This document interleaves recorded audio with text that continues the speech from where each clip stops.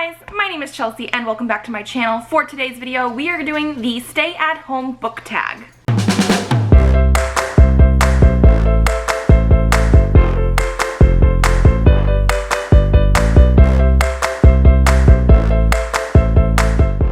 So this tag was originally created by Princess of Paperbacks, which I will leave linked down below so you guys can check out her video as well. But I figured since we are actually all staying at home, this was the perfect tag to jump onto and answer some questions. And since I was a little bit bored, that's what we're doing today. So we are going to, I guess, jump right on in. So the first prompt is laying in bed. It's a book you could or have read in a day. And for this one, I'm going with A Blade So Black by L.L. McKinney. I did have to go back through just to double check that this was a book that I read in a day, and according to my Goodreads, it was. But I remember absolutely devouring this book and not wanting to put it down, so it does not surprise me that this was one that I read within one whole day. But this is a sort of dark take on Alice in Wonderland that has like a Buffy the Vampire Slayer twist to it as well. Our main character of Alice basically finds that there are some dark, like nightmare-like creatures that come out of Wonderland, and she has to help track them down and destroy them. It's been a while since I've read this one. I think I read it the year it came out. Back then, actually, they didn't even list that there was a sequel going to be coming out on Goodreads, so like the ending had a sort of cliffhanger, and I was in the lurch right after I read this as to whether or not there was going to be a sequel. And I do actually have that sequel, A Dream So Dark. I have not read this one yet, but I am eagerly anticipating it, which means I probably want to reread the first one and then devour the second one, because I really enjoyed this first one. It only took me a day to read it, and so I think that's all I really need to say for this book. And then we have Snacking, which is a guilty pleasure book. Now, this automatically makes me think of, I guess, romance books, especially like more what people would say, I guess, were more like adult romance or smutty romance. And nothing from what I've read really popped into my head right away for that, except for maybe like Twilight. But again, I don't feel guilty about Twilight or basically any of my reads. However, there is one that I figured worked a little bit better for me for this question, and that's going to be Deltora Quest by Emily Rhoda. This is a bind-up of a middle grade series that I want to say, I think there's like 8 books total. Yeah, this is a bind-up of 8 books total for this series.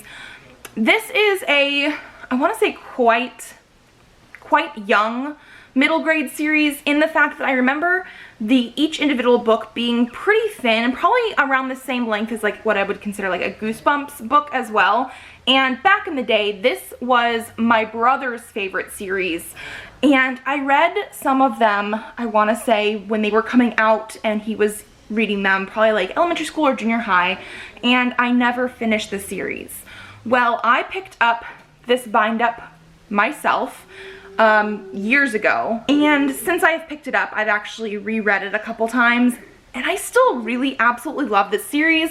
But for the fact that it goes by pretty quickly and I sort of know the ending now, and it's definitely written for a much younger age group than what I am at 30, I have to say this is probably the closest I'm going to get to a guilty pleasure type of book. This is just a book, or I guess a bind-up of books, that I really enjoy, and I don't feel guilty reading it, but it definitely hits those sort of points of just sort of like, this is like a pleasure read for sure. Then we have Netflix, which is a series that you want to start, and for me that is definitely going to be Nevernight by J. Kristoff. I have the first and the third book in this series right now with the really pretty gorgeous UK covers, and I haven't started it mostly because I didn't ever pick up the second one.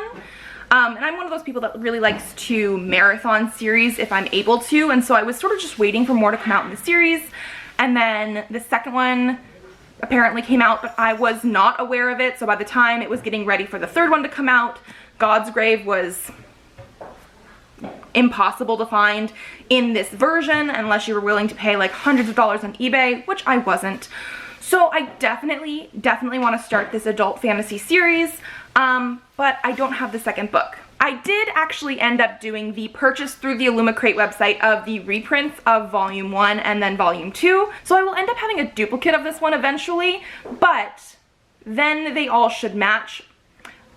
Those ones also have sprayed edges. This one doesn't, and actually my third one doesn't either. I mostly really want it because of the gorgeousness that is under the dust jacket and like the end papers.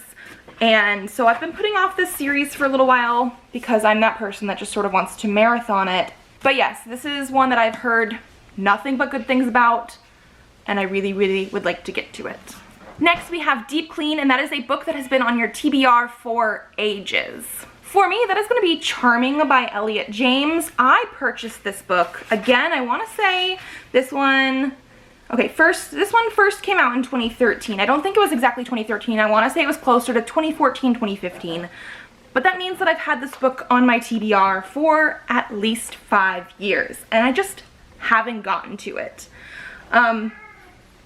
The tagline obviously at the top says, "Not all princes are charming," which is very intriguing to me. I don't even remember what this is fully about anymore. It says, "John Charming isn't your average prince. He comes from a long line of Charmings, an illustrious family of dragon slayers, witch finders, and killers dating back to before the fall of Rome. Trained by a modern-day version of the Knights Templar, monster hunters who have updated their methods from chainmail and crossbows to Kevlar and shotguns, John Charming was one of the best, until a curse made him one of the abominations the knights were sworn to hunt. That was a lifetime ago. Now John tends bar under an assumed name in rural Virginia and leads a peaceful, quiet life. That is until a vampire and a blonde walk into his bar." So again, that still doesn't tell me too much. This is an adult fantasy series, and I do want to say that I think there's at least 3 books, maybe more, in this series. And one thing that I'm just noticing like right now, it's blurbed by Kevin Hearn. I picked this book up before I picked up Kevin Hearn's series that has like Hexed and Hounded and everything in it, and I liked those ones, which I have not finished the series yet, and I need to get to that. But he's blurbed on this cover. I think that makes me want to pick this up even more now. I should get to that. Then we have Animal Crossing, which is a book you recently bought because of the hype. For me, that's going to be the House of Earth and Blood Crescent City series by Sarah J. Maas. I went into the bookstore the day that this came out to actually pick up the new Cassandra Clare book, which I did purchase, but I've read a couple books by Sarah J. Maas and liked them well enough. I just haven't finished either of her series yet. But because of the fact that I kept hearing about this from basically everybody, it seemed like, I picked it up.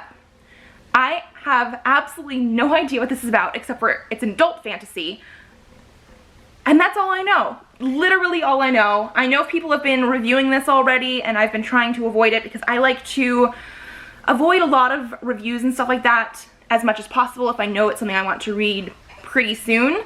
But I literally only bought this because of everybody else's hype. I have no idea what it's about. Then we have Productivity, which is a book you have learned from or has had an impact on you. And for that, I think we're gonna go with The Dragon Republic by R.F. Kuang. I don't read too much nonfiction, which is what this prompt made me think of originally. However, the more I was thinking about it, this is a book I have recently finished, and it's an adult fantasy book that has some events and has also been influenced by 20th century Chinese history. Now, just by reading the book, I don't necessarily know everything that has been pulled from it. However, after I finished this, I was speaking to my husband, who has, you know, the knowledge about it, and we were definitely discussing some of the events that happened in here, and he was able to sort of extrapolate into actual history and tell me about some of the events that happened there, and we were able to sort of compare the differences and the similarities in both the Poppy War and the Dragon Republic. And so even though this is an adult fantasy, there are definitely some actual historical influences in here that I now have more knowledge about, because I was never the biggest history buff ever, especially in school, so I don't remember a lot about different history. But even the events that happen in here, I want to say we didn't necessarily go over very in depth in school, and so I now have knowledge about it that I didn't have before, and I really enjoy this series. I can't wait for the 3rd book to come out. Then we have Facetime, which is a book that you were gifted For me, I'm just gonna actually turn the camera because I'm a little bit lazy right now. I'm gonna be going with the first 4 books in the Harry Potter series. That was a gift from my mother when I was 10. They were gifted to me for Christmas that year, and the 3rd book, The Prisoner of Azkaban, that's actually my original copy that she purchased for me. Books 1 and 2 were originally paperback, so I have upgraded them to hardcover, and book 4 was a hardcover, but it got irreparably damaged way back when, in probably like the year 2001. So I replaced that a couple years ago. But yeah, I want to say that was probably one of the biggest gifts I had been given that were books. I probably have other ones on these shelves because I'm definitely an avid reader, and my family knew that. So as I was growing up, a lot of the gifts that I was given were books, but these are the ones that came to mind first. Then we have self-care. What is one thing you have done recently to look after yourself? Well, first of all, I have not left the house in what feels like forever, but also I've just been taking it easy. I've been still trying to keep up my productivity for the BookTube channel and everything, but I do not work currently, except for the fact that I'm a stay-at-home mom of an 8-month-old. So I've been just trying to keep it as calm and stress-free as possible with an 8-month-old. I've been doing lots of reading. I've been playing some video games. I also have my husband's parents living with us right now, and so they've been a big ol' help. So I think it's more just the fact of trying not to get too stressed out.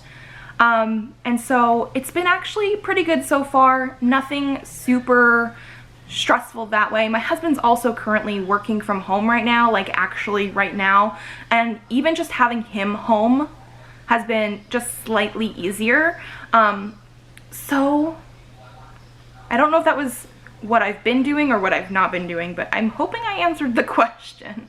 And then finally we have a bonus prompt, which is to name a book that is coming out soon. So I'm just gonna be naming a book that I'm very, very excited for, which is I'll Be the One by Lila Lee. This is gonna be coming out on June 16th.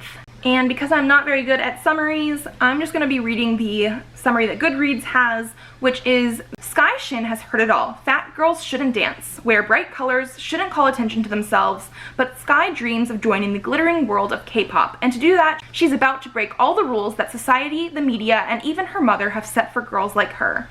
She'll challenge thousands of other performers in an internationally televised competition looking for the next K-pop star, and she'll do it better than anyone else. When Sky nails her audition, she's immediately swept into a whirlwind of countless practices, shocking performances, and the drama that comes with reality TV. What she doesn't count on are the highly fat-phobic beauty standards of the Korean pop entertainment industry, her sudden media fame and scrutiny, or the sparks that soon fly with her competitor Henry Cho. But Sky has her sights on becoming the world's first plus-size K-pop star, and that means winning the competition without losing herself. I am just super excited for a bigger protagonist, and the fact that it seems like she knows who she is. And I've also been really enjoying the like K-drama, K-pop sort of inspiration that some books have been having lately, and I'm just super, super excited for this one. I love the cover and I cannot wait. And then that was the whole tag. I hope you guys enjoyed this. If you did, give it a thumbs up to let me know. Subscribe to this channel if you would like to see more videos. I do have videos up Mondays and Thursdays, so I will see you then. Bye!